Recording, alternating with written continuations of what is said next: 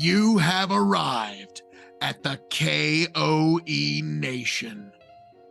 Welcome, one and all, to the K.O.E. Nation for a very long time coming curious review of Jefferson Ocean at Sea, aged at sea, blend of straight bourbon whiskeys, very small batch. Folks, I am your king of extreme, Phil K.O.E., the man of the hour, the man with the power, the man that makes it a podcast hour. You can, of course, find me at K.O.E. Nation on YouTube, TikTok, and Twitch, and actually Twitter as well. Almost forgot. And I am joined this evening by my indomitable broadcast partner, the one, the only, the non-chill filtered, quadruple distilled, blend master himself, Tony fucking G. Find me on TikTok at Tony the Rod. And yes, this is one that I've been actually wanting to review. I've tried it a couple of times now, and it's really nice. It's a gimmick, but it's pretty good. Oh, I have a microphone. Whoa, wow. I'm much louder all of a sudden. I mean, yes. This is expert podcasting, folks. Yes. But, all right, we continue on. So, this one is the Jefferson's Ocean Aged at Sea blend of it's a blend, the blend master approves, blend of straight bourbon whiskeys, very small batch, so smaller than regular small batch, 45%, 90 proof, 45% ABV, and this specifically, Voyage 23, and it comes with this little, here, I'm going to give you the bottle, and I'm going to read the little pamphlet. Because, like, before you get into that, as far as I know, the gimmick is, it's at sea, and it just sloshes around while it's at sea in the barrel, and so that makes more contact with the whiskey. So the cargo ship that would carry Ocean Voyage 23 halfway around the world arrived in Savannah, Georgia, where barrels of Jefferson bourbon joined its manifest. Securely stowed, Voyage 23 left port at high noon under clear skies, warm spring temperatures, and slight seas en route to the Panama Canal. The shipping lane was unusually empty, and the traffic in the canal was very light, allowing Voyage 23 to make a passage in 6 hours and enter the Pacific Ocean days ahead of schedule.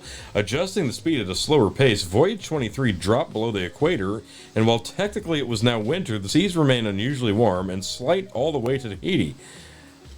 Holy shit. The vastness of the ocean becomes clear in long crossings of open water. No other ships in sight, no sound other than the whistle of the breeze, and a hum of the engines, and no significant weather disturbances other than well beyond the horizon. As quiet as the sea can be at times, it's never at rest. Waves gently lap against one distant shore while crashing against another. Oh my god. Like, it's this is still a lot going. of unnecessary English literature that they're sprinkling in there. Such was the journey of Ocean Voyage 23. Quiet and reflective. Minor in English lit here at Jefferson's Bourbon. Oh my god. Watch this. Such was the journey of Ocean Voyage 23. Quiet and reflective, interrupted only by days of in-port noise and activity. Continued. Every voyage is unique and unpredictable, just like this pamphlet.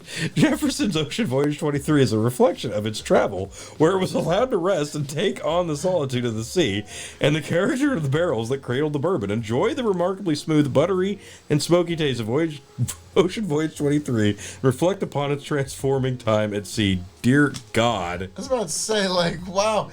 That was a lot of stuff we didn't really, like, you could have just said it was choppy conditions or really smooth seas. Wow. Now, Tony, that reminded me of, remember when we had ChatGPT make me a Kurt Cobain song about fishermen and gin? Yes. And it made me think, the sea can be cruel, the sea can be kind. Like, that was like, did you have ChatGPT write that? No. In the style I wish they did. It would have of been quicker. A corporate Usually memo? I like to have extra information, but that But was... now, like, I'm going to be honest, the nose is actually quite nice. Yeah, it is. It is. Full it's oak, buttery. very full vanilla. And yeah, there's some butter, caramel. Not a margarine, like a real butter, like a buttered toast almost, but I'm not getting like yeast or bread. Like King of the Hill. Tell Peggy we only use butter in this house. So, Voyage 23. Curious.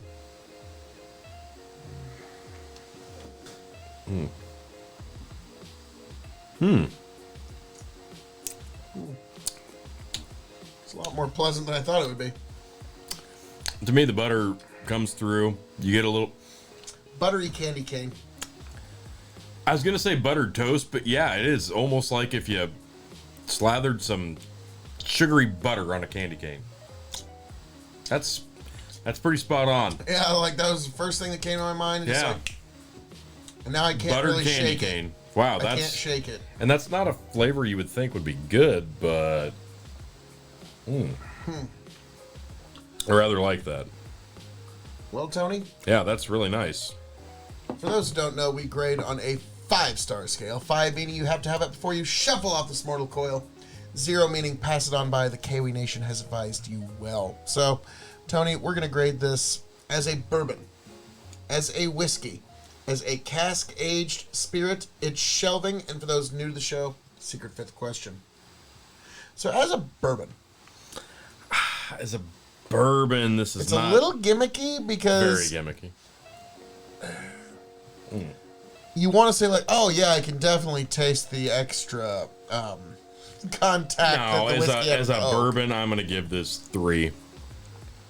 I'm gonna be more generous than you and give it 3.5 because it's got all the notes. It just kind of hits it in a really different way. It's got adjacent notes of bourbon, to me. Like this isn't prototypical bourbon at all. No, but to me, it's enough to the point where I'm gonna give it 3.5. Fair enough. As a whiskey, As a whiskey, actually, I'm going to give this solid 4 because this is, this is delicious. Buttered candy cane? Are you kidding me? Like that's fantastic.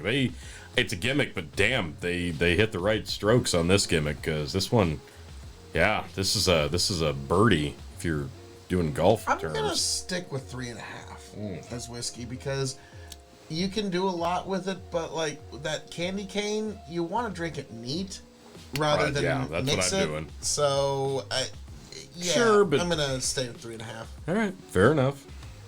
Fair enough. That's a cask aged. It's kind of all That's in the all cask. about the cask aging here, and Just because they're willing to try something different, this is an experiment that, like, Yeah. I will give 4 stars. yeah, I'm going to As agree cask 4 aging. because it's the gimmick. They found a gimmick that works. But at least they're willing to try something. Yeah, and this one specifically, this is really nice. So I like this a lot. I enjoy this. I would definitely pick this up. So this, 4. All right. Here's the weird part. Yeah. Shelving. Ah, I wouldn't put it on my top. Wouldn't put it on my bottom. But it's not your typical middle shelf neither. But that's exactly what I we got almost- off of Chicken I Swivel. may put this on my top just because I really like it a lot, and the gimmick sells it. It's an interesting story. I may put it on my top, even though it might not deserve the spot. It's a little too gimmicky, Yeah. in my opinion, to be top shelf. Eh. Now, granted, like, I got a lot of Blantons on my top shelf, so I really don't have room to Yeah, do they top all that. need to be on the top shelf? Hey, Tony, I don't judge you. I mean, Chicken's got all of his on his top shelf. It's fine. I'm just saying. Prime real estate. Yeah, I'm gonna stick with middle. All right, Stick with all middle. right. Now, the secret 5th question is: when this bottle runs empty, will I seek another? Tony, do you know what these cost USD? This one's kind of all over the place in terms I've of seen price. them like $80. I've seen them as low as 60, but I've seen them go as high as like 110. So it kind of depends where you're at and what you can find it at. So this one's going to depend. If I found one at 60, I might think about pulling the trigger. Oh, at 60, I think I would definitely, especially if it was this one, Voyage 23 specifically, because that I really like. At 100, otherwise, no way. it's kind of going to be a crapshoot. So If you're anywhere close to 100, no way. yeah, I think 65-ish is probably going to be, maybe 70 is probably going to be my cap on this. So, in terms of will I seek another bottle, it all kind of depends on the price, Yeah. but at MSRP, I don't know. So, Tony, Chicken was wondering what we thought about this. Is this a pass or a fail? This is a pass. This is one where the gimmick paid off. They found the right recipe, they found the right aging, and it all kind of worked together to give not just a prototypical bourbon flavor, but something a little unique. Yeah, this is a pass. I didn't think I was going to like Jefferson's. But I'm kind of shocked. So, folks, as I'm known to say around here, all that being said, Thank you for joining us for this impromptu review of Jefferson Ocean. Yes, folks, much like the show Jefferson's, this bourbon is moving on up. Thank you for being here. Thank you for joining us. I am very proud of myself, Tony. Yes. God bless every last one of you. I hope all of you make it back here to the K.O.E. Nation. Happy, healthy, much the wiser. Tony, take it away. You just like turned my face into a emoji that's like, yeah, no, not thrilled about that. Not happy with that one? Anyway, yeah, this was lovely. I really enjoyed this. Hated your outro, but thanks anyway. Catch you on the next one, folks. To a deluxe apartment in the sky. And you ruined it. Moving on up. You made it worse. Finally got a And you're piece not done. of the pie.